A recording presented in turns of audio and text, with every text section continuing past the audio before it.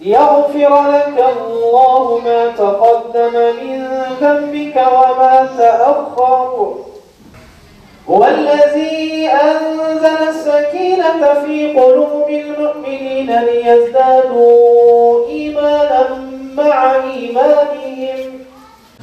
Allah'ım yatsı namazının şu vaktinde ve duaların kabul edildiği şu vakitte boyun büktük, rahmetine, mağfiretine, affına sığınıyoruz, dualarımızı sana yönetiyoruz. Allah'ım okuduğumuz Hatm-ı Şerifleri, Yasin-i Şerifleri, Fetih surelerini ve daha nice tekbir, tevhid, tesbih, dua ve niyazlarımızı kabullerin en güzeliyle makbul eyle Allah. Sen mazlumların yardımcısı, zalimlerin hastısın.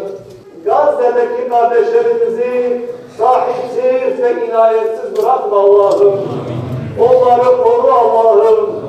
Onları İsrail ve onların destekçisi Amerika'ya karşı muzaffer eyle Allah'ım. O Akdeniz'in sularına göm Allah'ım.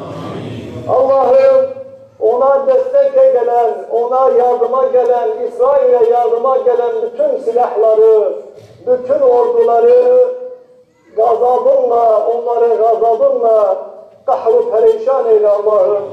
Miracın şehri Kudüs uğruna, yerle bir edilen Gazze uğruna canını feda eden bütün şehitlerimize, bütün Gazze'deki o şehit Müslüman kardeşlerimize rahmet eyle, onların ruhlarını şad eyle Allah'ım.